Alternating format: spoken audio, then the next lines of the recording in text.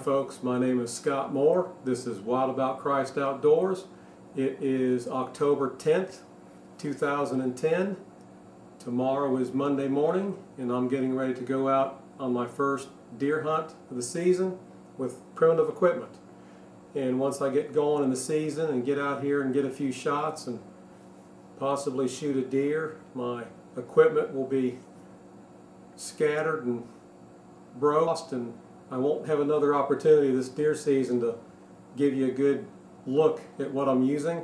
So I thought I'd take the opportunity right now. It's 11 o'clock at night, getting ready to go in the morning. I thought I'd stop for just a minute and give you a few details about the equipment that I'm using. You see right here I have a bow. This is a self bow. It's made out of one piece of wood. I made this bow back in the spring. This bow is made out of Osage orange. It's about 64 pound pull.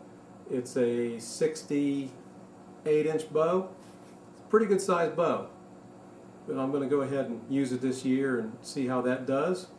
The arrows that I'm using are made out of cane. I cut this cane down around Valdosta, Georgia about a year ago and let it season. And I have put it over heat on a fire and straightened it. I have two different types of fletching here I'm going to talk to you a little bit about. And I'm using stone heads this year. So I'm going to take just a minute and I'm going to explain to you in more detail what's going on with these arrows. The fletching that I'm using is off of a turkey that I shot. The two hen feathers are made out of the primary wing feathers of a gobbler. The cock feather is a white feather for visibility. I have these put on with sinew and there's no glue involved. This fletching is all held on by the sinew, which is wrapped through the feathers. This style of fletching is more like what was used over in Europe. It's very secure and very sturdy. I have a lot of helical on this fletch so that it'll stabilize a good sized broadhead. Again, my nock is cut right into the cane. There's no reinforcement. I shoot a lot of cane arrows this way and they do fine. I'm going to show you my other arrow here real quick. This arrow is put together just a little bit different.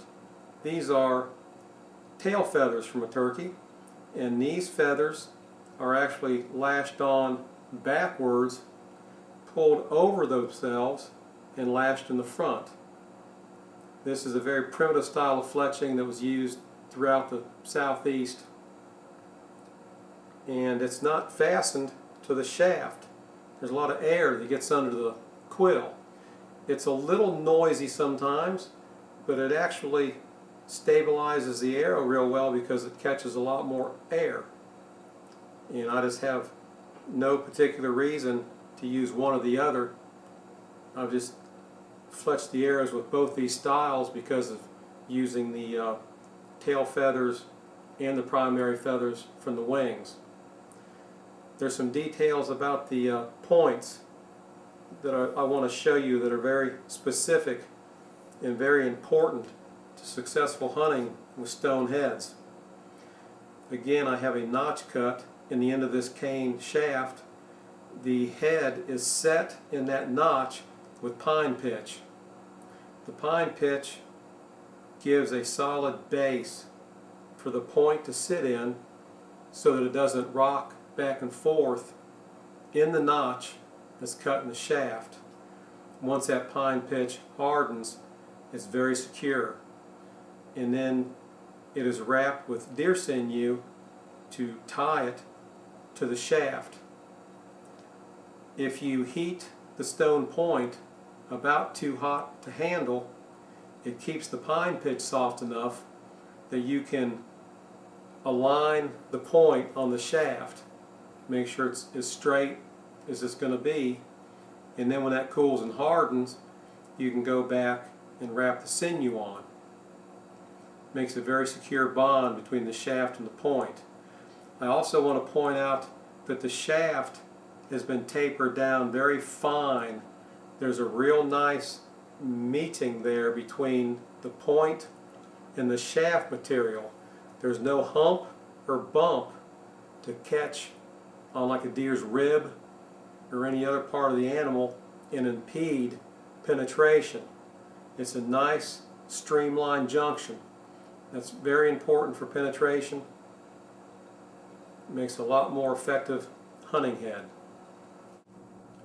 I hope you enjoyed me taking just a minute and showing you these arrows so you get a good up close look at them before I take them out in the woods and use them. I'm gonna, when the weather gets a little bit cooler, it's more comfortable to sit outside around a fire, I'll make a few more arrows, and I'm going to go ahead and let you see exactly how an arrow is made from start to finish. But for right now, I've shot these arrows quite a bit to practice. They shoot very accurately. These are my number 1 and number 2 arrow in my quiver. I have every expectations of shooting a deer in the morning and sharing that experience with you on film. And until that time, you take care and God bless.